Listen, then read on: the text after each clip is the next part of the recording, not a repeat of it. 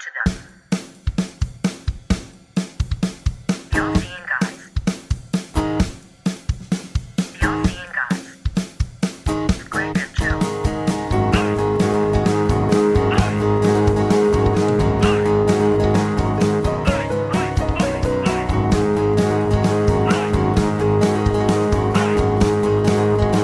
The all-seeing guys.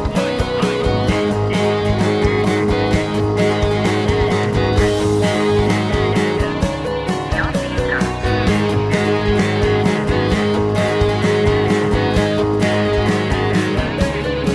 Greg and Joe. Hello, welcome to episode 198 of the All Seeing Guys podcast with Greg and Joe. I'm Paulson Greg, and I'm joined as always over the Skype waves by... Obviously, Joe Jackson. It's obviously Joe Jackson. Who else is it going to be? It's going to be Joe Jackson. There was a wonderful emphasis on the 8 there after our just before recording conversation. Yeah, I was You confident really it was emphasised that 197. You really I'm hearing a lot. emphasised that 8. I'm hearing a lot of like scratching and movement. Is it me? Oh no! Oh shit! No, I think it's my zipper on my headphone cord. Oh right. You might possibly. I don't think it's going to happen, but you might hear some rustling my end. Jesus. From my end. Okay. So basically, just outside of my bedroom is the loft door, and the Yep. other night, completely out of nowhere, it swung open, and we couldn't shut it again. Oh, that's scary. It was fucking terrifying, mate. I was so The fucking terrified. like the loft door, like the hatch in the ceiling. Yeah, It just swung and it's open. like it just came because it's on a latch. It came Yeah. free of its latch and just swung open, and I was just like, Wow. "Fuck off!" Like Wow, it that's was horrible. so weird, and it just sort of like it swung and hit like the bathroom, the toilet door, and I was just like, "What the fuck?" Like, Mum heard it downstairs, and I come outside my door, and I was just like, just a pitch black hole, which is our Jesus. attic or our loft, and I was just like, "That is fucking terrifying." And there was no glowing eyes looking down. No, mate, I was expecting it. You know, I told you about that short film Pardon me. that was like a man receives a box and then he looks away from it and then suddenly there's like a man like peeping out. Oh of it. yeah. I was expecting that. I fucked myself up by watching that short film, and I just thought there was just going to be a man in my loft, just like what's going on, like, and I was like, ugh. And then Hello, like, Joel. I've enjoyed So watching you grow up. yeah. We've not been formally introduced. I am a demon. Yeah. I'm your twin that died during childbirth. I'm your conscience. I was like, what the fuck? So then I had to, because we couldn't just leave the door there, because I'd definitely walk out in the middle of the night and just walk into it. So Yeah. I then had to get up and on a little step and unscrew it. So my head was in the attic. At that point, once my head's in at it, I don't know, it's a loft. Yeah. Once I was inside the loft, I was just like, well, obviously a xenomorph's going to come out of nowhere and just rip my head off. So obviously, Right. like, because they're in my loft as well. Yeah, they're out there as well. the They're all loft- up there. All the pop culture icons are up in your loft. Yeah. It's a really weird sitcom where the loft demon is his flatmate is a xenomorph from Alien. Sort of a men behaving badly sort of situation, you know. But yeah, so I had to take the loft door off, and then we Jesus. we covered the hole because we didn't want like spiders or obviously loft demons and xenomorphs Yeah, just yeah. coming out. So we put a couple of bin bags up That'll do it. to keep the demons in. But obviously now it's all windy and shit. So like, I so see. like now the bags, because they're a bit loose, it's like the hole is breathing. I forgot It's- this story was setting up the reason for potential rustling noises you may hear. Yeah. It reminds me of that scene. Did you ever see The Martian with what's his name? Oh, Matt Damon. Fucking Matt Damon. I did not know. When he's on his little, when he's alone on Mars, and basically the windows and blowing out of the place he's growing all his vegetation in. So he Yeah. basically has the same thing, just almost like bin bags, just covering this hole Yeah. to Mars. And he's in there like checking all the veg, and the wind's blowing, and they're just shaking, and he's just Yeah. there with his eyes shut, like just keep working. if Everything's fine. that bag bursts, I'm getting sucked out into space, and I'm dead. Yeah. Oh, not sucked Well, into space, that's- but yeah, I've this- got no breath. I'm dead. So yeah, it's really weird because basically the hole now looks like it's sort of breathing, like it's a lung or something, like which makes it even worse. The house is alive. Yeah. It's So the it's latch like that- just broke. So that's why obviously you couldn't get the door back up. You were saying the So, latch wouldn't hold it. Not yeah, that you were like, fuck latches, I'm taking the door off.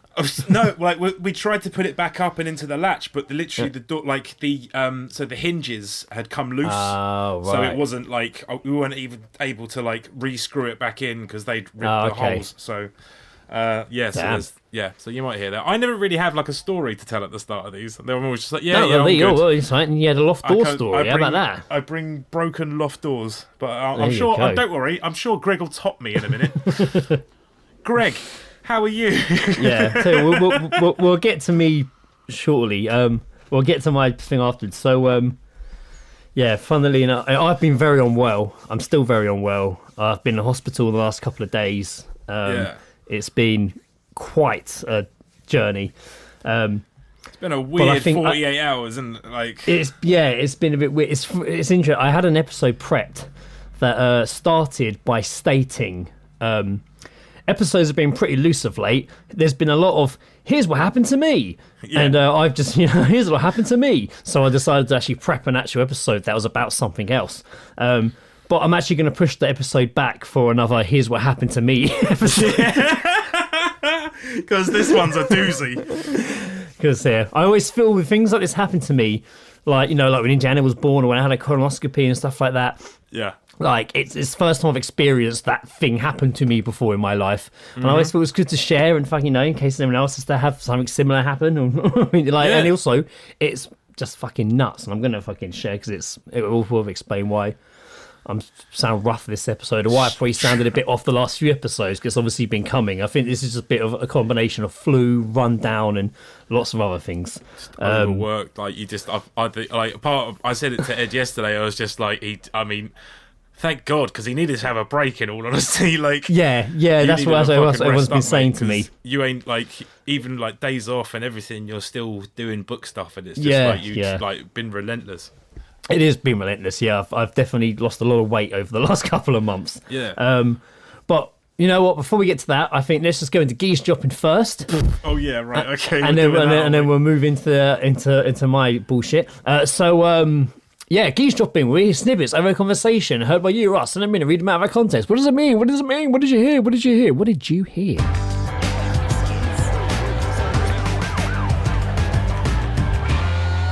Geesedroping. Having a listen. Joe, what did you? How many have you got? I've only got 1, 2, 3, possibly 4.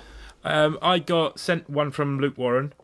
And I've heard one the other day as well myself. So shit, I've okay. I've got 2 to supply. Shall I? All right, do let's start mine? with one of yours. Yeah, start one of yours. Go on then. I'm gonna read out Luke's one here. He just Go on, said, just heard this at work this evening. Your flange is a bit loose. Getting outed. Mate. Yeah. Unless they mean outed. an actual flange. Yeah. Or like just your flange is a bit. Is it a flan or a flawn? Flawn's the case. Well, isn't a flange like a? It's an actual like a screw, right? A rim collar. Is it? I thought it When was I used to do social media for the company that built parts for planes, I used to always have to mention flanges, Oh, maybe that's what it is. Maybe and it it's never not. stopped being funny. It never stopped being funny. Like, okay, me so it working could in a be- golf shop, people referring to balls does not stop being funny. Everyone else that's worked there's over it and they play golf and it's never funny. But to me, I find it hilarious when someone's It's like, just like do you have washed balls? Yeah. Fucking Not today, I was gets in a me hurry. every time. Gets me every time. Could you Do point you me have in the washed direction? balls? Is this job's version of when I was in Hillfigure and people would ask for kids wear? Excuse me, do you do small boys? That's a rather personal question, actually. Yeah. What are you offering? Have you got one? Yeah. What's your rate? Yeah, what's your rate? But yeah, so yeah, I get that though. But yeah, that's good. It's always good for a flange in there. I You mean, always if your as I flange is a said, bit loose. I love it. Your flange is a bit loose because I mean, if I'd heard that, it's the great thing is if you're aware of what a flange is, fantastic. If not, it's fantastic. Did you just say flange-tastic? Yeah, I didn't, but Oh, I thought you did. Because Joe did like the okay, like sort of gesture as he did it, and I thought he knew he was making the joke. If you know what a flange is, then flange-tastic. You got to sneak. That's got to be snuck into the episode title somewhere. In this fantastic, I can't even say it. We'll call it like, Smashy and Nice from. We'll call it Greg's Flange-tastic Voyage to hospital. The hospital. Awesome. Okay. All right. So I'll do. Shall I do my one, and then I'll let go you on do then. yours, and then we'll just go into Yeah. the scenario. What's the scenario? I heard this the other day at the bus stop, and it caught my attention enough to make me look up and see who said it. It was just a lady walking past, and she was just like, "Hello, baby. Hello, Bubba." And I was like, "Oh, what the fuck?" I looked behind, and it was a very old woman talking to a pigeon. Right. I was talking to a pigeon that was like waddling in front of her. I was just like, not what I was expecting. I see. Genuinely thought she was talking to a child. Yeah, and I thought you heard someone reply. Did they say hello, Bubba? Hello. It was the same woman. She went, "Hello, baby. Right. Hello, Bubba." I thought when you said hello, Bubba, that was somebody replying. So that's why I was really shocked when you were like, "It was a pigeon." Yeah, What? yeah. The pigeon. Yeah, the pigeon said it back, but in a really mocking tone. He was just like, "Oh, hello, Bubba." Love it. Yeah, because that is very much what like some couples call each other. I know couples. Ed and Sarah call each other Bubba sometimes, don't they? Sure. The fact you don't know that astounds me because they say it all the time. Oh no, yes, no, you are right. Yeah. Yeah. All right. Well, I'll move on to I've got I'll start off with the audio one from Owen. As always, lovely. thank you, Yeah, go Owen. on. Do love an audio one from you. He does do a good audio. No, as always, I'm going to hit play and then it stops because it's not facing me. Thailand geese drop. Alright, mate. I like your tattoo. Is that a holiday tat? Oh yeah. Got it, Malia. Alright, what's it say? Derek. Who's Derek? I don't know. That's the most Thailand fucking thing I've ever. That's the most like it's. Oh god. What does it say? Derek. Who's Derek? Yeah. I don't know. I love that. That's brilliant. That's a person that is so desperate to have things to tell people about himself that he'll get something like Derek tattooed on himself. Well, yeah, but imagine it's like a symbol or something, isn't it? You know, thinks he's got some amazing symbol and actually finds out it's for like soup or something. Yeah. Oh no, really, I asked them to put my dad and my mum's initials on there. It's just like, okay, well, that's not what it says. No, that's not. And that happens a lot with those sort of with those tattoos, right? Yeah. If you want the real translation, you have Rim Job Queen tattooed on your leg. I've got a couple of geese drops. These are from my time in the hospital. Okie dokie. The first one was in the waiting room. A lady, I assume was her dad or maybe her stepdad. Yeah. He was a bit weird and posh, this guy. She was like, "I'm going to Gibraltar next week." Oh, how boring. Murked. Absolutely He had a murked. lot to say about Gibraltar. Unfortunately, I was quite unwell at the time and didn't write any more down than that. But I do remember him saying, "Have you seen the flight plan to Gibraltar? It's a joke." I didn't even write that one down. I heard him say it. I remembered it. Fucking hell. It's a joke. What a weird time to show off your knowledge of Gibraltar. Oh, yeah. This one was on the ward I was on. Okay. Between the patient next to me and a doctor. Mm-hmm. And the doctor was American and he was talking to the patient. And I heard the patient only ask this question: "Your voice sounds like Andrew Tate." Oh my fucking god. Doctor goes, "Really?" Patient goes, "Yeah, but it's okay. I like Andrew Tate." And the doctor goes, "Really?" Like, I've never met someone so confident enough to say that out loud in public. Well, it's not, I don't want to talk about that fucking guy. No, man, it was so funny just the way he was like, "Really? Yeah, but that's what I like him." Yeah. Really? Yeah. Oh, really? That was like it was like sitcom delivery. Yeah. Like, really? Like, Really? Oh, well, really? That was his that was his own Tim Allen moment. Yeah, I didn't get... When I was in hospital, I didn't expect to go in, so I literally went in with what I was wearing and my phone, which only had like 20% battery, and it didn't get charged till pretty much 2 hours before I went home the next day. Sam messaged me yesterday morning and was just like, "Have you heard from Greg like since this morning?" And I was just like, "No." And he wrote back like, "I think his battery died," and I just couldn't help but think like, poor choice of words. Poor choice. Poor choice. Yeah, my battery died, so it was good and bad being phoneless. Like you say, I needed a rest. I needed to switch off. If my phone had been fully charged, I probably would have kept checking book and work emails and stuff. Yeah. And Facebook messages and stuff. So it was probably quite Fuck nice. yeah, I man! didn't. The last thing you don't want to do is be in a hospital bed reading complaining emails. Like, Yeah. I wasn't always complaining, but just work in general. Yeah. But I was there, and I was like, right, okay, my phone's dead. But also, it was also bad because all I could do was stare at a curtain. All day. Yeah, Jesus. There was Christ. literally nothing else to do. I had nothing with me, no money, I had literally nothing. I didn't expect to be there as long as I was. But I'll get into it. Yeah. So I've been on and off unwell for a little while. I went out with Ed a week. What day is today?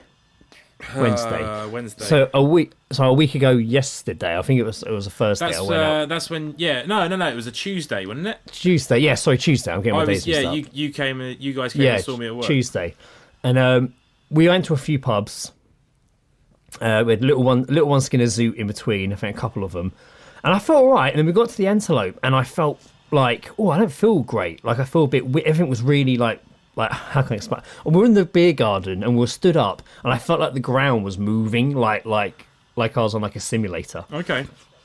Like it was very uneasy, and I was like, oh, it's really steep up here. And I was like walking towards, I'm going to come down where it's flat by you, and I'm walking down a really steep hill.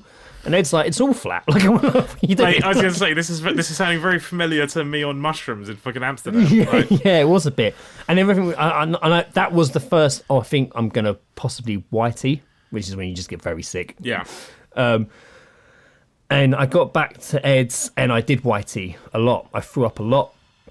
And even Ed's Actually, like, no, he told me yesterday. Apparently, you guys were in the kitchen. Then suddenly, you just went, "Excuse me, Ed, I'm going to be violently ill." yeah, I did. Yeah, I did. I love just so calm about it. Yeah, because I knew it had been coming for a while. I was just waiting for the timing to be right, and it came. But even Ed was like, "You only had like 4 beers." I mean, that wasn't true. We probably had like 6 or 7 beers, and a couple of J's. But then we hadn't eaten either. There's a dangerous combination there. And I threw up a lot, and I was very unwell, and I felt rough the next couple of days. But I think that was where actually I was also starting to get this weird flu that hit me. Yeah. And I was very unwell. Like Wednesday, Thursday, I was in work at 3 a.m. for stock take till 12. Got home that day. Indiana was already off because she woke up covered in like pox spots over her face, and she had a nosebleed. And she what was with the nosebleed? We don't know. She had a nosebleed, and she had like, snotty nose and a cough. Lizzie worked from home. I got home about 8:30 in the morning from stock take, and Ingen was quite unwell, and Lizzie's like, oh, we're keeping her off. So I sat on the sofa, and then about 2:00, Lizzie then got really unwell, and she got a nosebleed. Yeah. And it all got a bit weird, and I was like, this is like a fucking weird zombie film starting. Like, It's like it reminds me of Maliga Gentleman. and then like Lizzie, it does, yeah. And then Lizzie went to bed, and about 2-3 o'clock, feeling and she was out the rest of the day, like she was really unwell. And then so that was like Thursday. Friday, I went into work and got sent home about 4 hours later because I just suddenly started feeling really sick, like really unwell. Got home. Was kind of cold, shivering on the sofa. Rest of Friday, all of Saturday. Got up Sunday morning, got to work for my 7 a.m. start. Worked an hour and got sent home again because I was unwell. And then that Sunday was the most sick I've had been in a long time. Really, really, really unwell. The description you fucking sent me was just like, Jesus Christ. It was horrible. Because it sounded like when you mentioned like something that happened then previously, I thought I thought it was like a tonsillitis sort of situation, It sounded like, especially like when we get to the fucking voice note that you sent, but you sent this like description. Well, this hadn't even started yet. This wasn't even the throat. This was just the Sunday. At Sunday, I was just like cold and flu. Yeah, but this like you sent this like paragraph of how you felt, and it is just like. You know the description of that Ray gives in Ghostbusters 2 of all the punishments that Vigo goes through? Yeah. It was like that. Like, I was just Yeah, like, I think I put something like my bones are like ice. You said like your and bones, vibrating. like your bones are vibrating. You said like they're you like were under, ice and vibrating. You were under blankets and duvets, like right next to, with a hot water bottle right next to the radiator, and you were still shivering. I wasn't. Yeah, and I wasn't even. I was careful. It wasn't even shivering. I was like shaking. Yeah. Like body spasms. Like yeah. Like and I was like freezing, but I was sweating. And I couldn't get comfortable. Swallowing started to really hurt as well. That's what made me. And that was the first sign. And then but I was like couldn't really stay awake. I was in and out of sleep the whole time. Lizzie went out to the shop briefly. I remember I had to go for a wee. And it took me ages to get upstairs, have my wee, and I was trying to get downstairs, and I was shaking so much that I was like, like trying one step when you're at a time. When your neck and back are all fucking you're all crouched over. I'm like one step at a time trying to get down the stairs. It's taking me ages. And then Indiana came, and I thought she was trying to get past me, but she very sweetly came up to me, held my hand, and walked me down the stairs. Oh my God. And she led me to the sofa and put the covers back on me. And I was like, thank you, Indiana. That's very girl. kind of you. That's such a good girl. Man. Oh my God, I'm so ill. Anyway, yeah, so then I woke up Monday morning. Sunday. What day? I'm getting so confused with my days. Sunday was when you sent the paragraphs. So then Monday. Sundays. So what I got sent. So this was Sunday night. So I woke up Monday morning, and my throat was really bad. Yeah, like it was really swollen. And I got up for a wee during about 2 a.m, and my mouth felt really weird. But I didn't talk, so I didn't know what was wrong. And then when I went back to sleep, got up properly Monday morning, I could feel my mouth was just hot. The right side of it was just so swollen. I could feel it, just all the gum and cheek pushing on my teeth. I could feel like my tonsil was like pushing on the back of my tongue almost. Yeah. And it was like, oh my God, what's happening? And I tried to talk, and that's when I sounded like a deaf person. Yeah. Like I literally could not talk. I went to Lizzie and I was like, I can't talk. I realised that actually when I last had tonsillitis, I started feeling shitty on Sunday, but I didn't really talk to anyone. Yeah. So it wasn't until like Monday I went to work and everyone was like morning, and I was like, blah, blah, yeah. Like it didn't like my throat hurt and stuff, but I didn't, because I had spoken, like I didn't realise how fucking painful. So yeah, like again, as I said, when I'll see if I can find the voice note. When you sent me the voice note. Oh yeah, here it is. Yeah. Jesus. Oh, I need to play the beginning. This is the voice note I sent you and Ed. Oh. Bro, that sounds like tonsillitis. That's me. I woke up this morning and my mouth is so swollen. I sound like a deaf person. You should have heard me trying to phone work a minute ago. It was insane. Oh man, you got to get yourself to like a GP. I'd never been so concerned. Yeah, you were like, go see a doctor. But I was like, I was at work at that point because I had an early start. Yeah. And I thought, I was just like, the great thing is before you sent the voice note, you just went, so, ... Yeah. And I was like, oh God. Like, already you had me by the bollocks, mate. I was just like, oh God, what's going to happen? I was expecting for you to do just the next thing was be a picture with you, like an IV in, and I was just like, oh. No, that came later. Yeah. So I did doctors. My doctor's so weird to get an appointment. You have to fill out an online form. So I did that in the morning, and then I had a couple of like emails I had to keep logging into every time to like respond. And they would be like, "Are there white spots?" I'm like, "No." Have you had this? Have you done that? Have you done an actual flow test? Yes. I'm negative. Blah blah. Okay, I want to talk. I want to call you at 3:20. They phoned me at 3:20. I explained to her what's going on. She was very nice, the lady on the phone, Anita. And she's like, "Look, I need to really see this." Like, because nothing you telling me is adding up. Like, you saying... I actually felt, sickness-wise, I actually felt a lot better Monday. Just my mouth was swollen and I couldn't speak. She's like, you're saying you feel better from all the flu symptoms, but now your mouth is swollen. Yeah. So she's like, can you come in? So I went into the surgery. And to be fair, she was really good, this doctor, and I was in there for about 15 minutes, which is quite long for a doctor appointment, usually. Usually it was busy as well. But she actually longer than 15 minutes, probably about 20 minutes or so. And she was like, Greg, I don't know what. She kept looking. She kept coming back and having a look. She's like, it's really swollen. Like, your mouth is definitely very swollen. And she's like, what? It doesn't look like tonsillitis. Like, she's like, I don't know. I'm really on the fence with you, Greg. I'm really on the fence.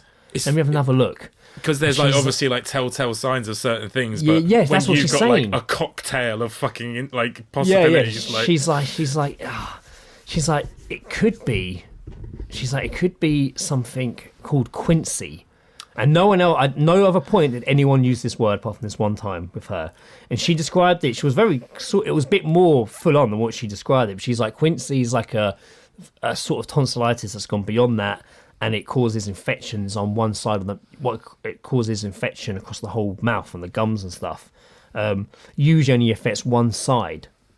And it can be treated. It can sometimes tonsillitis is just antibiotics and it clears up easy. Yeah. This sometimes needs the pus to be drained. And I was like, oh, okay. There's pus here, right? Okay. She's like, but Kingston don't have the department anymore to do it, so you have to go to St. George's. And she's like, which I know is a bit further out, and that's not a reason not to do the right thing, though. She's like, I'm going to call them. And she tried phoning them to get through to the ENT doctor, or whoever it is, to try and tell them that I was coming. But they were really busy, and she was literally on the phone for 15 minutes. She spoke to 2 different receptionists, and they could not get this ENT doctor on the line. So she's like, okay, look, it's been 15 minutes. And she did really try.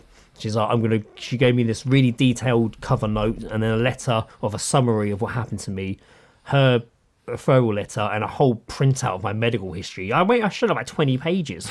And she's like, I suggest you go straight away. Yeah. Because you need to get this looked at quickly. And hopefully the quicker you get in, the quicker you'll get out. Problem is, it was like 5 o'clock now, so it took us over an hour to get there. By the time I got there, the queue was already huge just to check in. Like, massive queue just to check in. Yeah. Fucking some old woman came in with like the biggest silver crucifix I've seen anyone wear. It was like the size of my head. It was like the size of my head. And she didn't want to queue. She came in. She didn't want to seem to queue, so she kind of went straight there. Was told to sit down. Sat right in front of me and Mum. Like, we were like right coming towards the end of the queue, so we just overtook her subtly as the queue moved on. Like, but I was just blown away about how massive this crucifix was she was wearing. Yeah. I was like, that's a good sign. She in right? for next train. Yeah. But yeah, got all through, sat down. Now, the shitter was, the receptionist said to me, she rang the ENT and was like, did this nurse get through and tell you that Gregory Armstrong was coming? And they were like, no. She was like, I'm sorry, because she wasn't able to get hold of the doctor and say you were coming, you're still going to have to be processed through A&E first. I was like, meaning? She's like, you're going to have to see the A&E doctor before we can send you to the ENT doctor. Oh man, if they just got through to the phone, I would have gone straight through to ENT. But because that didn't happen, I then had to go through the A&E process, and it was fucking busy, man. I was sat there for fucking hours. My mum was sat with me, and I sat down for a bit, again, trying not to use my phone signal, my phone battery.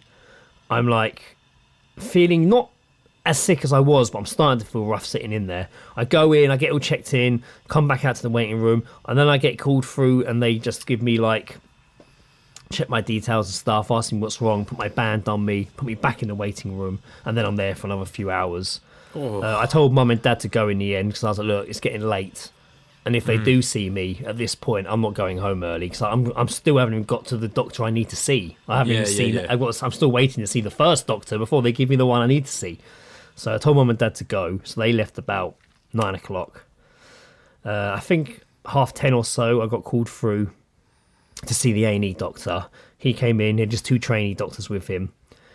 And he told me off for keep calling it flu. so I'd be like, okay, my flu-like symptoms. It was almost like a game show. He's like, right, now tell me how you've been feeling without using the word that's been making you sick. Yeah. For 300 points. Yeah, wasn't there like some fucking... I remember a game show that involved people weren't allowed to say yes or no to answer questions. Yeah. I remember. Like Des O'Connor was a fucking... Yeah, I think it was like a round of something, wasn't it? Yeah. So anyway, I told him what happened. And again, he was like... It doesn't really make sense. So you're saying you feel better, but your throat started hurting this morning. And I'm like, well, I've been sick for about 4 days. My throat started hurting yesterday when I swallowed, but it only swelled up this morning. And he's looking at my mouth and he's like, no, this infection seems like you would have had it for way longer. And I'm like, well, it only swelled up this morning. Like, and he's like, he didn't say Quincy, but he described something very similar to what the GP described. So she was very good with her diagnosis. She completely made the right decision by sending me there. But she was just like, he was like, they're probably going to have to, we're going to get the ENT doctor to look at you. He's probably going to put a camera up your nose and down your throat, which I was like, fuck. Luckily that didn't have to happen. And he's like, if they can't clear it, you're going to have throat surgery. And I was like, fuck. Jesus Christ. And he's like, right, are you in a lot of pain? I was like, I'm in a lot of pain. Like, I'm in so much pain. He's like, what have you eaten today? I was like, less than half a cheese sandwich. Because I just couldn't swallow. Like, at this point, I hadn't really eaten much in 2 days. Mate, how fucking bad is it when it hurts to swallow, when you realise how, like, much you do it on a daily basis? Yeah. Mental. I'd be sitting there and I'd feel like saliva building up. Yeah. And I'd be like, oh my God, I'm going to have to swallow soon. Like, it's horrible. I ended up getting a cup and just spitting in it because I just couldn't... Walking around with your spit cup. I was walking around my house for like 2 days with this cup, just going. Oh god! And I had to pour it down the fucking sink, and I was like, just imagine you like fucking like at the bus stop, getting on the bus, spitting in your spit cup. Everyone's got their morning cup of coffee, and you're just there with your spit cup. Yeah. Morning all, got your spit cup. Yes, it's recyclable. I reuse it. Reusable spit cup. Oh, you fucking animal. So they were like, okay, so we're gonna put you on the ward. We're gonna keep you here tonight. And then, but this nurse who was with them, she seemed really angry. She's like, if we can find a bed, and he's like, we'll find you a bed. She's like, I can't promise anything though. We're really busy. We're really full. And I'm like, okay. He's like, just stay here for the minute. Came back and he's like, we're struggling to find you a bed, but we need you to stay here. I was waiting there on this little like examination bed, pretty much in this hallway. For ages, again, for a long time. And the door opposite me, I realised had like this old guy sat outside. I thought it was just a security guard, and I clocked he had a handgun. What? And I was like, what the fuck? Has he got a gun? Am I imagining things? And then the door opened, and he quickly stood up, and another massive officer came out, and they had a wheelchair. And this big dude sat in it, and he was like handcuffed to the wheelchair. And then he had a really long handcuff going to another officer following the wheelchair. He had like a long handcuff. Yeah. Like, I was like, holy shit. And they took this guy out. And I was, that's a bit fucking... That is, mate. That's got to be like a prisoner or something. Yeah, right? yeah. So you've just been arrested and getting checked over. Well, or they've had like something's happened in prison to the point that they've had to be taken to a hospital. I mean, he was in normal clothes, but I don't know what they wear in prison. No, so they don't wear their stripy pyjamas, do they? Yeah, it's not Paddington 2. Yeah. And they put me on an IV, and they're like, we're going to give you paracetamol, steroids, and I think some antibiotics. And I was like, okay. So they put me up. They were concerned because I'd only had half a cheese sandwich. They said it wasn't enough food, but they had to start doing something. Obviously. They put me on this drip. And as the drip finishes, I suddenly feel really sick. I think, again, because I've not eaten. All of a sudden, I'm like, I think I'm going to throw up. Like, I started getting really lightheaded. And I stopped the angry nurse. I say angry nurse. She was nice. But I stopped her and I was like, I'm sorry. She kept coming back going, still no bed. And I was like, I feel really unwell after the drip. And it took ages for anyone to come back when it all emptied. It sounds like I'm slagging off the NHS here. I'm not. It's just they were so overwhelmed in the A&E department. Once I get in the ward, it's a total shift change. And I was like, I think I'm going to be sick. Can I have something to throw up into? And she's like, okay, yeah, I'll go get you the throw up pot things. Oh, yeah. She came back and was like, oh, sorry, I couldn't find any. I'm like, what? Also, I don't know how those throw up little pots, like the cardboard ones, right? Yeah. They don't look big enough to hold throw up. Well, what she gave me was way smaller. She's like, I found this. Spew into this. She was like, but I bought you this. And honest to God, it was a tiny, like, silver tray. And this might help you visualise it, because when she handed it to me, my answer was, was this from a mini Christmas pudding? Like, it was what I said to her. And I got a slight laugh from her. That's good. I got a slight laugh. And I literally was like, I'm not being sick in this. It won't even hold a mouthful. yeah. Put it down. I wasn't sick. I would have loved to have seen you try it and it just both hands just covered all of your lap. Yeah, just, I would have. So I just like laid back on the seat and like shut my eyes and just listened to the business in the hospital. I think I dozed off for a little bit. Eventually, this other woman came back and was like, "All right, we got you a bed. We just need to check your blood pressure first, blah, blah, do all that. Right, don't." And I was just like, "How you feeling? Are you feeling better after the drip?" I was like, "No, I feel worse." And she was nice. She was like rubbing my back, going, "Oh no, okay, we'll get you to your bed. Come on, I'm going to take you there. You'll be all right." I was like, "Oh, thank you." Took me through one door and then was like, "Right, down there, through those double doors, take a left, past another 2 doors." I hate turn that right, and I shit, was man. like, "What the fuck?" And just wandered around for fucking ages, not knowing where I was going. Mate, like really slowly. Like the directions. I don't know how people know. like find their way around. It's like you suddenly feel like you're 11 years old going to secondary school again, and you're just like, "This is too big. This is all too much." I bumped into 2 separate families who were like, "Do you know how to get out of here?" I'm trying to get in. Like, We've been travelling for days. Yeah. Do you have any food? We've been living off vending machines for fucking Yeah. 3 days. I then passed this door. I looked back in and did clock one of the ENT doctor who did briefly come look at me earlier. So I was like, and he came in, let me in, and he's like, "Right, Greg, we've got a bed for you. Down you go. This is Darius. He'll look after you tonight." And I was it was very dark. Got in there. It was eerily quiet, really dark, very dimly lit. The ward was just pitch black, apart from like those Men in Black lights, the circles that shine on the floor. Oh yeah. Like, got in there. But to be fair, it was like, I think there was only about 4 or 5 beds in there with massive like curtain space around you. Yeah. Like, it's not like, because I suppose the COVID was all spread out. So even though I wasn't in like my own room, I felt like I was because I was just constantly enclosed in these curtains. Yeah. And he got me in the bed and was like, blah, blah, blah, got me all set up on the IV. Straight away was giving me fluids.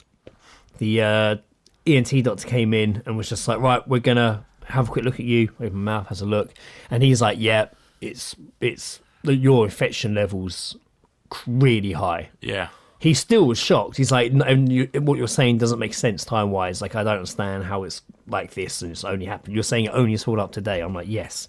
And you felt better. I was like, "I feel pretty bad now, actually, if I'm being honest." But yeah.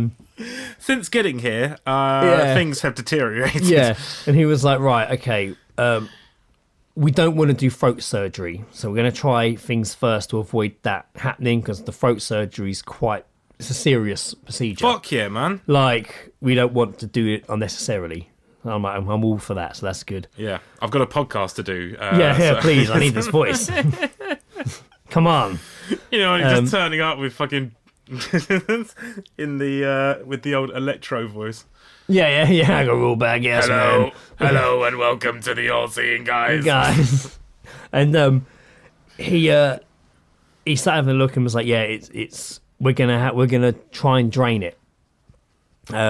He was still concerned I haven't eaten much, and he's like, "Right, get settled here. You're back in 15 minutes." He wasn't back for like an hour and a half or so. Jesus Christ! By this point, I'm all like, got all my fluids on and stuff. Well, I've got fluids. I've got antibiotics coming in, I think, and he's getting me some painkillers. And I'm pretty much now in the bed. The lights kind of off, and I'm just sort of dozing. And then he comes in. He's like, "Oh, it's dark in here." The lights come on, and I'm like, "Oh, hello." And he's like, straight away when the lights come on, he looks at me, and he's like, he looks at my face, and he's like, "Hey, dude, oh my god." Yeah. And I'm like, "What?" And he's like, "Darius, can we get Greg lots of fluids?" And I'm like, "Why? I'm not why," but I was like, "Oh, is everything all right?" He's like, "Oh, let's just say you look pale." I was like, "Oh, okay." Did you get a chance to see how pale you were? No. Not. I barely saw my face the whole time. Shit, man. And you must have been like fucking see-through. Like, and you must have been looking like E.T. when he's like... And he said to me, he's like, "Right." He all he had with him was this syringe, one of the actual sick bowls, a load of napkins, and this spray. And he's like, "Right, I'm gonna give you this spray on the right side of your mouth. It's like a numbing, spray it all spray. in wish it around, gargle with it, try and keep it in your mouth on that side for at least 2 minutes.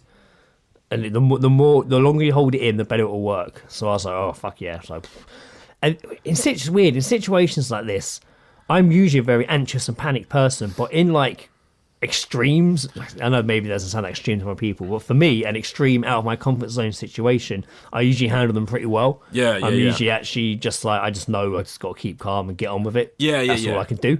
So I'm usually just, I'm not like panicking and freaking out and being like, oh, I'm usually just like, okay. So I was like, yeah, sure. I'll push through that. I won't moan. I'm just going to let him get on with it. But do you want to break? Do you want this? No, just do it. Just do it. Like, so he does all that. And then he's like, right, it's not going to stop all the pain. And I kind of appreciate his honesty here. He's like, it's going to hurt. Yeah. Like, no matter what we do here, it's going to hurt. And I'm like, okay. Gave me another pill. He like got me some more pain relief in my drip. And he's like, right, I'm going to get the syringe. I'm going to puncture a hole, suck a bit, take it out, and we're going to let the pus drain out. And I'm like, okay.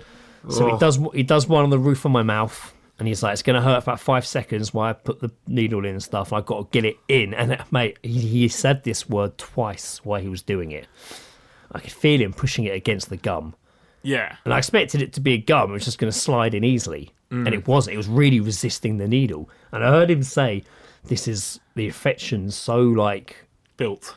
Yeah, he's like, it's really thick. He used that word. He said that twice. It's so thick. Like the armour of my gum around this pus.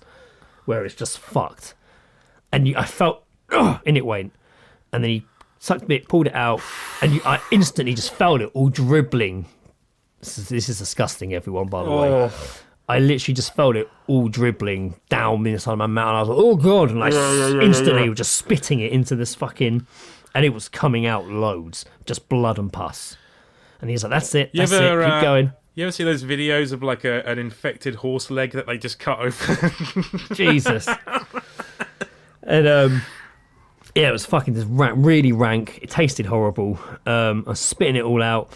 And then he's like, right, now he's got this little clear cup. And he's like, right, don't swallow this. Just drink it, hold it, and swish it. And even though he gave me the clue of don't swallow it, which I didn't do, I still didn't assume it just was anything other than water because it looked like water.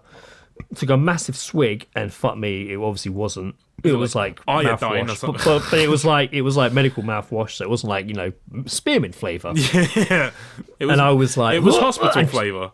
Just started coughing and choking on it, and he's like rubbing my back, and I'm like, oh, my eyes are all watering. I'm like, I can't breathe. Oh my God, and I'm still like, oh mate, it was fucking.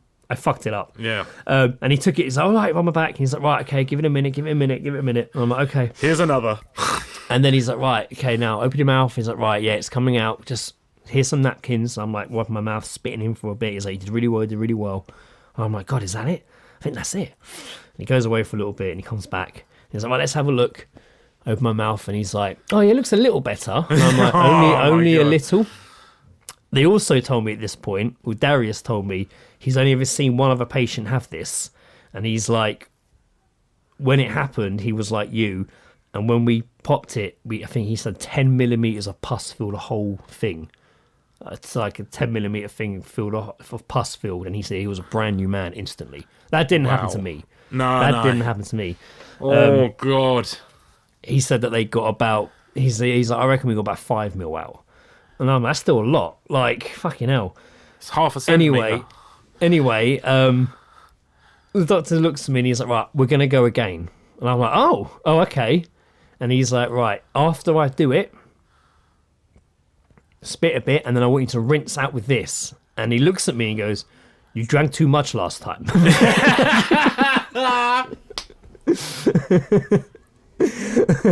I know Darius. that. You weren't supposed to drink any of it. Yeah. The guy, Darius, actually burst out laughing. I laughed a bit as well because it's just the way he said it really fucking tickled me.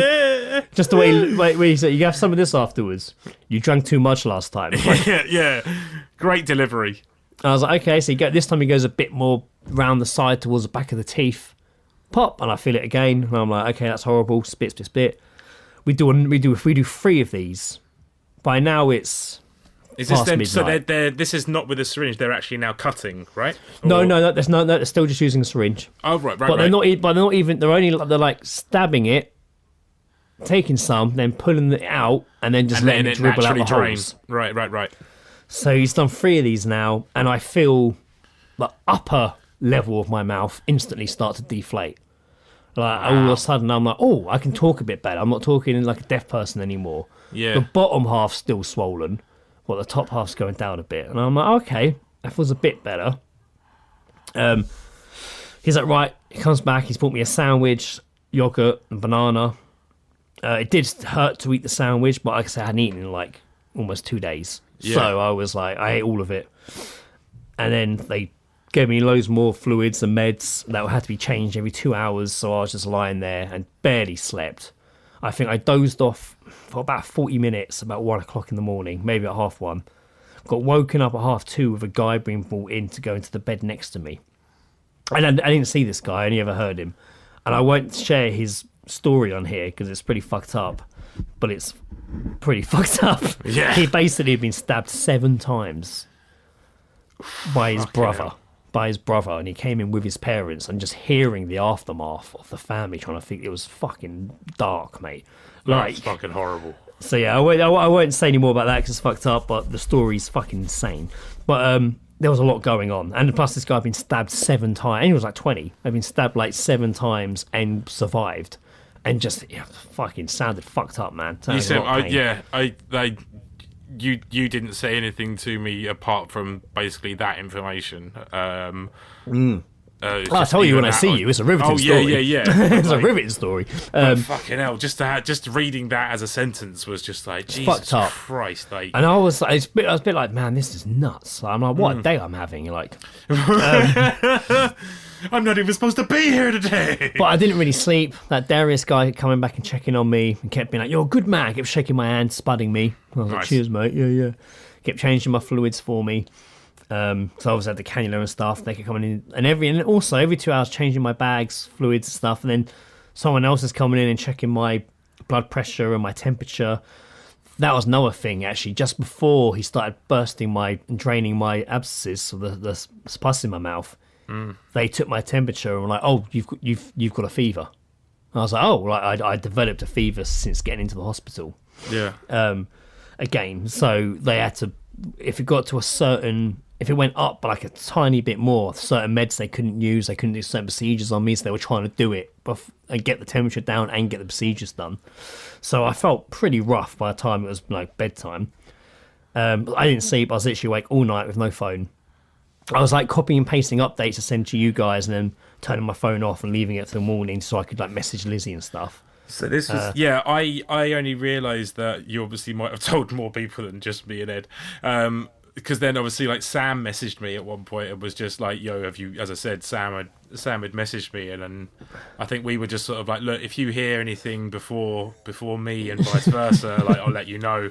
And then I sent a screenshot of like a message, and it was just like, yeah, no, I literally just got the exact same one. And Yeah. He's copying and pasting. Yeah, I've got to be. My phone's running out of battery. I know. But the scary thing was, during this bit when they were draining it, the doctor said to me, he's like, if you'd left this any longer, but I was like, well, I did come in the day it swelled up. I think because everyone seemed shocked that I was saying it only swelled up that day. They said it looked like it had been building up for days and days and days. And it's weird that I've only just had it. Yeah. I'm like, no, literally only happened this morning. But he's like, if you left it any longer, he's like, you may have died. I'm like, what? He's like, because the infection, it could have spread to your brain, it could have gone to your blood, it could have gone to your chest. He's like, or what most likely would have happened is your airway would have closed because it's still filling up. It's right by your tonsils and behind. It's swelling up all over. He's like, it could have closed your airwaves. That's fucking terrifying. And it was like, fuck, man, like this is insane. That is fucking terrifying. So yeah, Nick, and the guy comes in, and I say to him, Darius again, I don't know, about 4 a.m. or something. I'm like, the bottom of my mouth still feels really swollen, and it still really hurts to swallow. I don't feel the relief I thought I would have felt. And he's like, I think there's still a lot left to get. And I'm like, oh, okay. Just like, yay! So in the morning, it was so long in the morning. I could tell someone came in, the change of shift was happening. I know that's a long-winded process from when we were in hospital and Lizzie was pregnant, when they changed the staff shifts. Darius came back to say goodbye, shook my hand again, wished me all the best. Nice. and then they swapped shifts, and that takes about an hour and a half because all the new people come in, catch up all the patients' notes, then they do their rounds. So I know nothing's happening for a while. These 2 doctors come in to see me, and they're like, right, let's have a look at your mouth. I think we're going to do another quick unblockage now. And I was like, oh, brilliant. Fuck yeah, let's do it now. Let's get it done. They disappeared for about 20 minutes, came back. Oh, sorry, we can't find any of the things we need. Oh, right. What, like doctors? That's weird. We're in a hospital. If we have all the things here we need. He's like, so we're going to finish our rounds and we'll come back in about an hour. They didn't come back for hours and hours. I did have some breakfast though. I had some porridge, which I don't usually like, but they still had to have only the softest foods for Greg. Yeah. So I had some porridge and a coffee, which was nice because I hadn't really drunk anything other than water in ages and mouthwash. Then these guys come back, which you drank on. too much of, Greg. Yes, you drank too much last time. Then they come back later and they're like, right, we're going to do it. But anyway, I've just been sat here for hours doing nothing, just losing my mind. Heart barely slept, not really sleeping during the day. They come back and they're like, we're going to try something different this time. Because they came back with all this stuff and I'm looking at all the things they're putting down and I'm like, stirrups? Fucking, what are all these little what's this? Fucking, why is there a scalpel here? What's going on? What is this for? Like, this weird extraction thing. And they're like, all of a sudden it all feels like a bit too hostile-y, you know? And they just, and they're like, look, your infection level's so high still that just syringing it's not doing it. So we're going to go, in a last effort to avoid throat surgery, we're going to do some minor surgery here. They made it sound really fun. We're going to do it here. In front of a live studio audience. He's like, we're going to make a small incision into your roof of your mouth, into the abscess with the scalpel. We're then going to get the syrups and then we're going to crack them open. Pry them open so more can come out. Yeah. And I was like, oh, okay. And the guy had the suction tube thing next to me, and I'm like, okay, all right then, let's do it. Do the spray again. We get around. He's like, right, that's definitely not going to be enough. I'm also going to do 2 injections directly into your mouth to numb it. Yeah. Okay, so that happens. And then he gets the syringe, and I can still feel it all happening. And he's could you feel the pain, or could you just feel the feeling of a knife? No, I could feel the feeling of it happening. Like I could feel the scalpel cutting into my mouth. And then I could really feel the syrups going in and pulling it open. Oh, and then he's like, right, and the guy's there with his suction tube, which is clear, so I just see there's a blood going down it. Yeah. Not much pus. And he's like, I was really hoping there'd be a really satisfying big drop of pus that would come out. Yeah. But it hasn't. Give it a second, so that's happening. This guy's just out here trying to look for fucking treasure under your gums. Yeah. All right, well, let's try this spot over here. And like, not much. So this is where it got interesting. So he's like, right, okay, so now I'm going to go back in. I'm going to make the incision bigger. I'm going to make another incision, which is going to be bigger. And we're going to open that, and then I'm going to need you to help by just. And he did the gesture of rubbing his neck and was like, of milking your neck. And I literally was like, milking my neck. He's like, yes, milk your neck. Is that a medical term? I turned to the other doctor guy and was like, I've never heard that sentence before. Milk my neck. Later on, I even said to the nurse on charge of the ward, Priscilla her name was, I was like, they told me to milk my neck. And she laughed, and she was like, maybe they should have said something like massage the infected areas. And I was like, no, I really like milk your neck. I think we're going to make a song about it. I'm going to write a song about it. I'm really happy about milk your neck. Sounds fucking brilliant. It was a sentence I was never expected to hear in my lifetime. But yeah, so now I've got these massive gaping holes in my upper mouth. Yeah. And again, it's not really coming out like they thought it would. It's just blood, really. Is it like, do you have like stitches or anything up there? Or? No. So you've just got an open wound in your mouth? Yeah, they're mainly ulcers now. Rad. That's fucking rad. Awesome. And it's fucking painful. And I'm sat there with this bowl and I'm spitting. I was a bit disappointed what's coming out. And they were like, that big satisfying thing didn't drop a pus. Yeah, they're trying to get like the pocket, aren't they? Yeah. They're trying to... She's like, and they're like, it will come. Just be ready and just keep rubbing around the areas and stuff. Keep milking your neck. So you Milk get your to neck, milk your son. neck at home as well, yeah? Oh, yeah, awesome. and then Lizzie and my dad arrived. I mean, the only way that milk your neck would have been better is if they were just like, I'm going to need you to wank your neck. Wank your neck off, please. Yeah, just if you could just Wank your brutally, neck, please. brutally wank your neck, please. So Lizzie and my dad arrived. By now it's about 3-4 o'clock in the afternoon. So it's been a long day. Yeah. And then they show up, and I've got the bowl, and I'm like, I'm so glad to see someone. Because I've been phone. In fact, at this point, a nice nurse had agreed to charge my phone for me, because a lot of them wouldn't do it because of like the whole like you're responsible for your own personal belongings thing. They're quite hot on it. But this really nice nurse, not only did she take my phone and find a charger and charge it for me, she also rang Lizzie on the hospital phone and let me speak to her, which was very nice.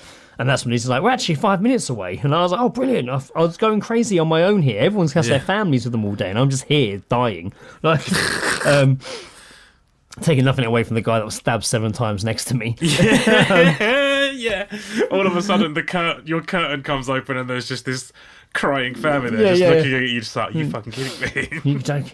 The dad and Lizzie show up, and I'm talking to them, and that's when I felt, hold on a minute, grabbed the bowl, and I literally just felt loads of pus coming out the holes in my mouth. Oh, no way. And I'm like, here we go, fucking spitting in the bowl.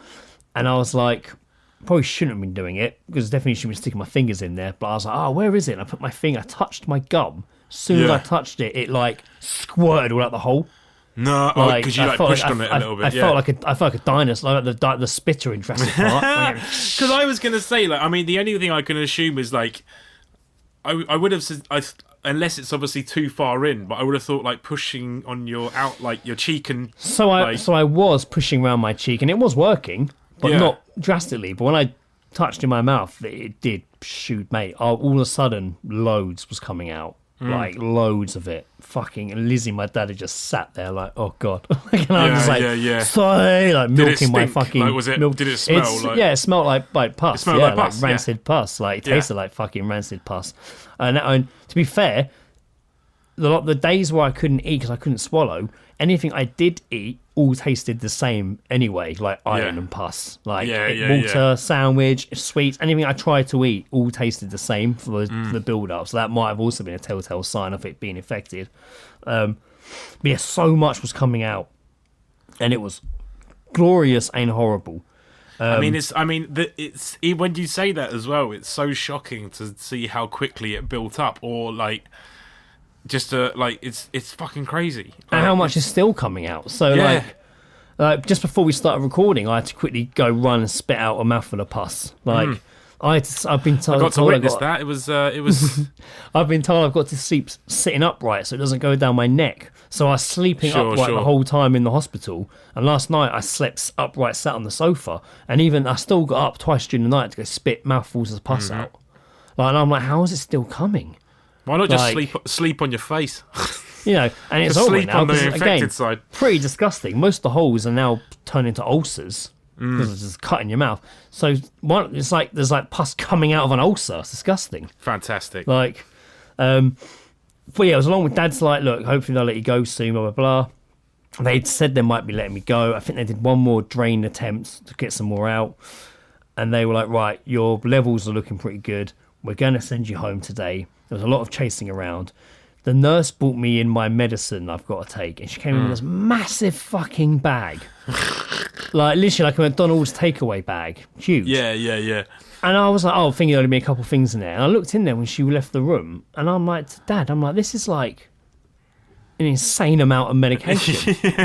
Like, and like the woman came back, and Lizzie was like, is this all for Greg? She's like, yeah, this is all his. Oh, right. Okay. She's like, is he okay on it?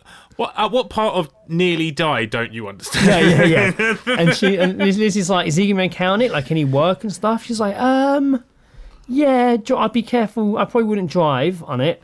And I definitely wouldn't drink. I probably wouldn't drink alcohol on this one, whatever it was. Yeah. And it was like, okay, I'll look at those tomorrow. She said, don't start them today because you've been loads of meds today. You start them from tomorrow. So this morning, I sent you a picture of them all laid out, all my meds, didn't I? It's fucking insane. I've got to take about 16 tablets a day. for 9 Mate, days. that's so fucking mental. And then that's like so an average. crazy. It's probably because that's like some of them are like take every 3 to 4 hours. Yeah, Some are like yeah. take 2 every 2 hours. The one of them's like take 1 every 4 to 6 hours, or when needed due to pain. So it could fluctuate, But it's like 16 tablets a day I'm taking, and and I've got. Luckily now I have a bottle of that mouthwash of my own. Oh, mate, you can chug it until your heart's content. So and now I know not to drink it and choke. Yeah. So did you? Is there any like sort of like gnarly side effects from the pills or anything at all? I hope not. I didn't really read. I just read the instructions and just hope for the Because I best. just realised as well, like I've never like when I've had like prescribed medicine, I've never ever read about side effects. No, I don't think so. I'm sure she would have said when we asked. I think maybe a bit of. I think obviously there must be some sort of side effect if they recommend not driving. So maybe a bit of drowsiness, tiredness. To be fair, I felt nothing but tired since getting home from the hospital. Sure, So absolutely. it's hard to really. One of them's like codeine mixture as well. So that's that'll do it. Yeah. That'll do Coding's always going to make you feel drowsy as hell. That'll do it. So yeah, I've got. Greg, you're like a rapper from the early 2000s. Yes. I mean, believe it or not, people, that was a shorter version. I had actually planned to tell a bit more of an energetic, antidote-filled version of that story. But my mouth is actually really hurting. Do you want to reel off a few jokes that you'd written for this during it? But my mouth is actually really hurting right now. Well, I was looking in the mirror before we started recording at it, and I'm just like, and one side is just so red. It looks like it's just like a collapsed cave. It's like swollen, so it looks like it's like fallen in one side of my mouth. It's like half my mouth has had a stroke. Yeah. And it's just bright red with like massive ulcers over it and little holes. And like, I did it again, like tapped the top bit and just saw this line of pus go. I'm like, oh my god! I just can't believe there's still pus in there, and I can't believe how infected it got so quickly. I've never had anything like this before. Never, yeah. Like, it really blew my mind when I saw the GP, the first A&E docs, and they weren't just, they all had moments of like stumpedness, of like, I don't quite understand how, maybe it's this. No, it was like, fuck, this is really like, and they're saying it wasn't that common. So the actual reasoning they kind of gave me in the end was, so I asked everyone, how does this happen? Bacteria gets in it. I'm like, but how? I don't understand how has this happened. Like, was it the flu? And he's like, the flu probably just, your defenses were down. But it sounded, they said it was probably the flu was one thing, which I'm not allowed to say was the flu. My flu-like symptom, cold illness was one thing. But the mouth thing was tonsillitis, but a really far gone in high infection rate version. Yeah. And in their words, a very really high infection rate, nearly version fatal. of it. Like where it was like, that they didn't even mention my tonsils really at all. It's gone beyond that. It was all up in my mouth. And they were saying like, tonsils. Yeah, we can just give you antibiotics.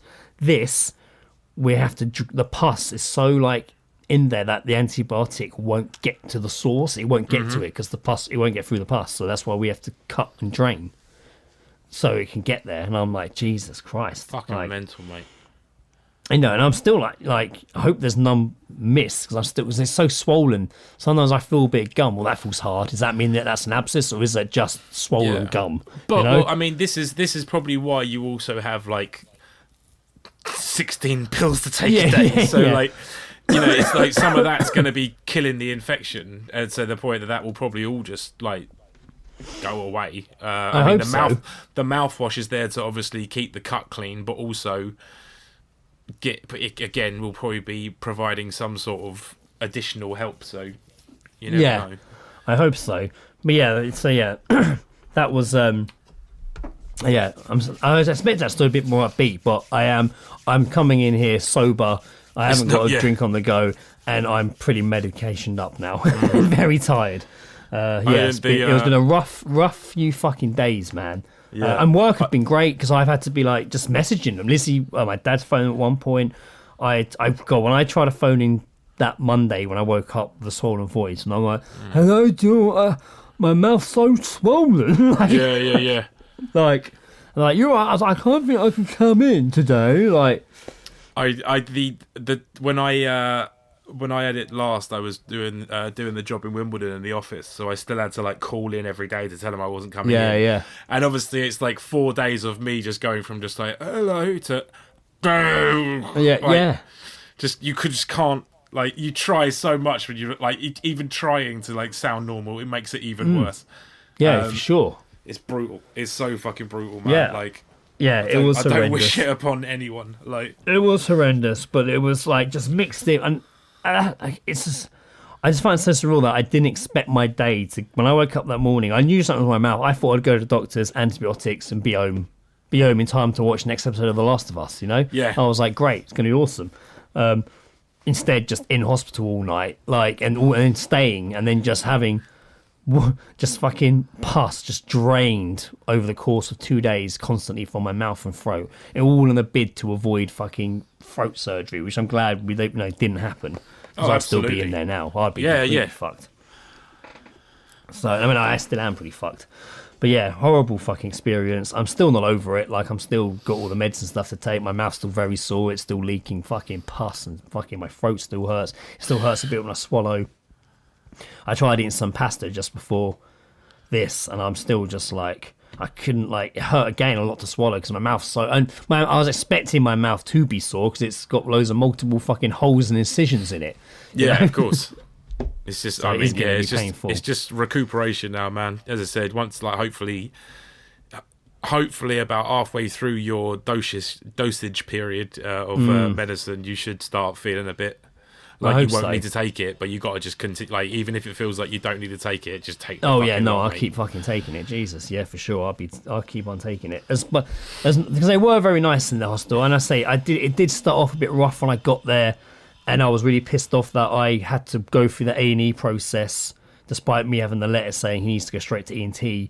And then them coming out, came out at points, and nurses saying we're so busy, we're at the hospital's at capacity, we're really overwhelmed. They were like trying to turn people away who they didn't really think needed. Oh, go see your GP first, like, because it was such a big queue. That's tough. That's like tough to be. decisions to tough make call, as well. yeah. And even the woman at reception who had to deal with all that was very nice when I got there. Yeah. She was like, I like it when they have letters. Also, she only asked me a couple of questions, all the information. She was like, very detailed GP you've got. Mm-hmm. And I was like, yeah, she's really. Last night, I was like, I might email the doctors and say, fucking Anita, because you were on the fence, and be like, you fucking nailed it. Good job. Yeah. It was horrible what followed, but good job. And she's, are you allergic to anything? And I'm like, cats. And she's like, oh, well, no cats here. Like, she's like, yeah, you can go, just so sit down. Sorry, it's going to be a wait. And then when I kind of got my band, and they're like, oh, I hope you get seen soon. And I'm like, what do you think the time likely is? She's like, oh, I don't know, 11. At this point, it's like 6:30. And I'm like, okay. Oh. And they had a sign up, and it was like wait time. It was like 300 minutes. And I'm like, fucking hell. It's like 4 hours. Because at that point as well, like, you'd sent me a message that, like, because you were just so fucked, and you'd said it before, like, you could barely use your phone. And you sent me this message, like, riddled with, like, autocorrects and shit, and you started correcting them, and then you sent another one saying 300 minutes, and I was like, did you mean that, or is that another autocorrect? And you were just like, nope. Nope. And my only response could be was like, well, I mean, people queue longer for the vampire ride at Chessington, so that'd be, so it's all fine. Yeah. It could be a lot worse, Greg. Yeah, it was a long old ordeal, and it wasn't a pleasant experience going through A&E. It took ages. It was very slow. Everyone was very stressed out and panicked, and they didn't have the things they needed. And it wasn't their fault. It was just busy. Like, for Monday night, not like it's a bar or anything. Like, you're busy for Monday night. Everyone was unwell. Everyone's got flus and colds and stuff. It's all extreme. Like, but it was such a contrast when I got from the manicness of there to the ward, which is not that far, and how just calm and quiet it was. Like, complete fucking shift change, which was great. Like, and obviously it's a completely different medical team, and it's all just. Like, they know what's wrong with you there. They're trying to help you there, and they do. They were amazing. Once she got behind, I mean, the staff in A&E were also amazing. I felt for them because I rushed off their feet. But then when you got to, like, the wards, like, it was such a different experience. It was so, like, nice and calm. Yeah. Like, I could hear people in pain and stuff, like, for sure. But it was very, very, like, soothing. I felt quite relaxed there, even when I was having things shoved in my mouth. That's good. Yeah. Well, I mean, it's absolutely. It freaked me out a little bit, man. Like the updates that because as I said, like it just kept escalating. Yeah. Like it started off just like it started off like, I called my GP, they're going to get back to me in the next 6 hours, blah blah blah. It's like, okay, well I was going to go to hospital, but I can't go to Kingston, so I've got to go to like St George's. And I was like, okay, and just like waited, just like might need surgery. It's just like what? Like it just like everything just kept like building, and it was just like, what the fuck is going on? Yeah, and it was it freaked me out a little bit, but it was freaking me out. But I was holding it together. I'm not to make this about me or anything at all. Yeah, no, but I'm also, like I say, I do get in that frame of mind of what happens here. Like, just go with it, trust them. Just do it, man. And also, I've got to say, when the guy was making the incisions in my mouth, the second doctor came back afterwards and was like, now a small problem. The doctor, when he made the incision in your mouth, he actually nicked his finger on the same scalpel. So you both need to have blood tests. Yeah. I was like, all right, well, I've had loads now already. What if you just come home just like, guys, good news, I'm better. Mate, bad news, I've now got AIDS. So you probably can't see, you guys can't see listeners, but my arm here, that's where the bruise and a half. That's where the cannula was, because I was constantly on drips. And then you can't really see it here, but this side I've got loads of little holes here where I had multiple, loads of blood tests. Like, I'm like, do I have any blood left? Jesus. Yeah. It was good to eat at points. I never had, because they bought me lunch as well. I had like minced beef and mashed potato for like lunch. It was nice. It was actually pretty good. But then, like, getting home, Lizzie made like pasta and stuff, and I ate that fine. But today I am struggling to eat again. But it has been good to eat foods, and then them taste like foods, not just taste like pus and iron. Fucking bring pus and iron. Yeah, not an ideal combination in all honesty. No, it wasn't an ideal combination. No, man. I mean, it's I'm very glad to see you on the mend. That was a fucking crazy weekend, and also like. It's like, what, like 2 days to your birthday as well? From at the time of recording? Days. Oh, yeah, 5 it's the 1st of February. I should know that after a 15-year fucking friendship. Yeah, it's the first... this weekend I was meant to be at Echo Live, the Star Wars convention. Which Johnny, when Lizzie came to hospital, bless her, and bless Johnny, who I do the Star Wars books with, Johnny messaged me saying, I know Greg will be gutted if he can't come to it. I'll be gutted for him. But if he needs rest, tell him he needs to rest. Tell him not to worry. I've got Stephen, our friend, coming with me, so I won't be on my own. Blah, blah. And then when I got home and said, "Look, I'm home now, still rough," he was like, "Well, what's the situation? Do you think you can come to Echo?" I was like, "I don't know. I'm not really meant to drive." And then Johnny messaged Lizzie, being just like, "Look, if you think he's willing, if you think he can go, I'll bring him, so I don't want him to miss out. But he's not allowed to drive. I'll come get him, get Stephen." I'm like, that's so... Johnny's literally driving from Essex to us to pick me up, and then pretty much driving back to Essex and then onwards to Birmingham. Oh, fuck. But, which is very... But he seems quite, he's very kindly agreeing to do that. So I'll see how I feel. And if that's the case, then I'll tag along, but I won't be driving, and I won't be getting pissed off, which is a shame, because it's my birthday weekend. Mate, in all honesty, man, I think it's probably best to just sort of rest it. I mean, no, you got like it's like this coming weekend. Yeah. I don't know, man. Like, I reckon probably just rest up if you're still. I probably should rest up, but I also probably will go. If you're still shooting out pus from your mouth, maybe. Yeah. If the pus stops, I'll probably go. I've still got a couple of days, but we'll see. I mean, I'll just be sleeping in the hotel. If I do get too much, I can just go chill out. But we'll see, because it's the first one since people have got their books. It's a big one. It's a big one, So we'll see. We'll see how it goes. We'll see how we get on.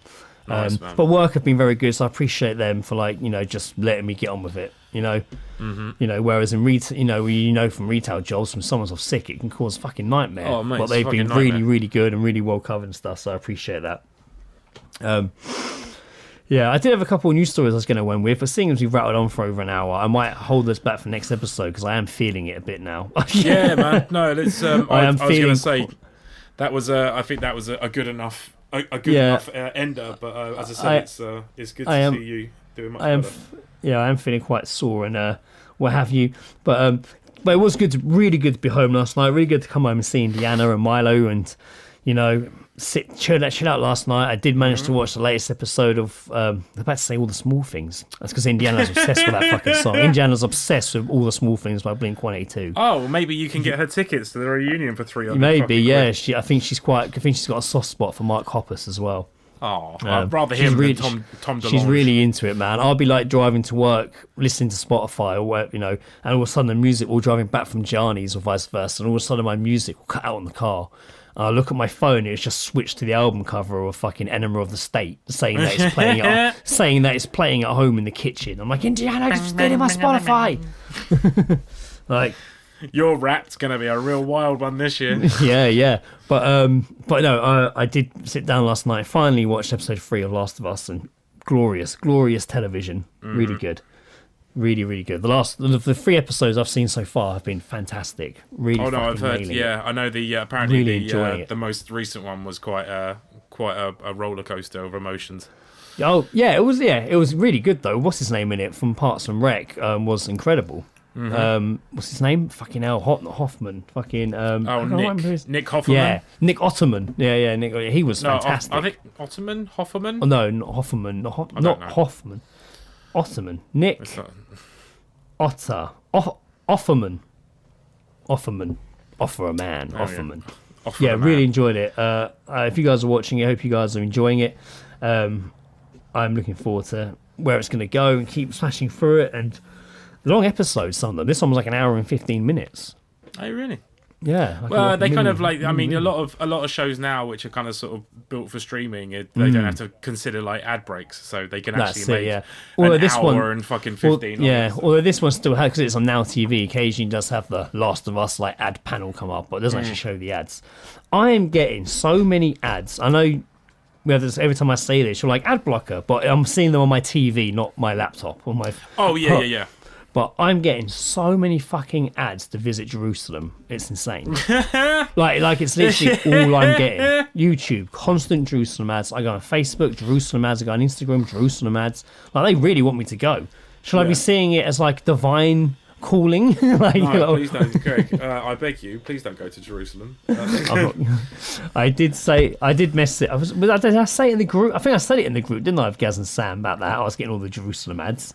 And Sam was saying, he's been having exactly the same. Or did he message that to me? Anyway, I had a discussion with Sam, either one-on-one or in the group, about how he's been getting loads of the same ads. Really? And I'm like, that's fucking nuts. They must just be spraying them everywhere. Really want you to go to Jerusalem. Jizzing a load of ads everywhere. I just realised while scrolling through these groups... do you want to end by reading the poem that Sam wrote about my time in hospital? I was going to say this should be quite a good ender. We can, and obviously if it goes down well, we can always do a wankety wank with it when we next meet up.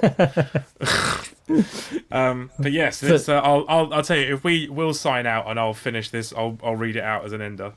All right, guys. Yeah, I know we're coming up to episode 200. It doesn't seem like anything exciting's happening apart from my mouth falling apart. Yeah, it depends on your outlook on this situation. I mean, it was kind of exciting. Yeah, I know this was an episode of just me telling you what happened to me in hospital, but it's what happened. It's what I saw. It's what happened. See, I avoided this by being the introvert. Yeah, and I do wonder if people listening have, because I think in the last few episodes I've been like, I'm just feeling tired, I'm feeling rough. Knew maybe this was coming, but here we go. So yeah, someone listening's like, he's going to get Quincy's. My mum, funnily enough, as well, just on the subject of that, I said to my mum like, what you're going through, and she was like, that sounds like Quincy's. Oh, interesting. She actually knew it because her brother, when he was younger, actually got it and said like he was very, very unwell. It was horrendous. Okay, yeah, cool. It was horrendous. Yeah. Thanks for listening, guys. I'll be back hopefully next episode, more pussless, more pussless. The penultimate before 200. Yeah, there you go. Should we just get hot wings again? Yeah, I think so. If I can eat them. Thanks for listening, man. I've been Greg, milking my neck Armstrong. You best believe that. Oh. Fuck! I'd forgotten my middle sign out. What was it? No, I can't say that one. I've been Joe. You drank too much last time, Jackson. That's good. Good. All right, guys. Thanks for listening. Joe will read us out with Sam's poem about my stay in hospital, based out of the messages that I'd been sending. Yeah. Yes. He didn't give it a title. This is Sam's poem. On the south side of London, 20% down and the phone is done. The queue is getting larger. Connect to your charger. In the hospital bed. Any later than now and you would have been dead. 300 minutes. I know it's free, but the NHS is failing me. Intravenous drips. Temp takes a dip. 10% down. Nurses around. No answers for hours. Been cut open wide. The answer's inside. Phone is dead. So's my head. Meds are kicking in. Still feel like shit. Just raise their wages, you entitled prick. 7 a.m. and I get to milk my neck. Thanks very much, Sam. Thank you, Sam. Bye.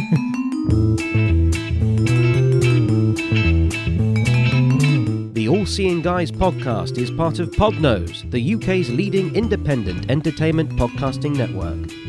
For episode archives of the All Seeing Guys and all of the shows on the network, visit us at www.podnose.com. You can also follow us on Twitter via @podnose or send us an email via admin@podnose.com.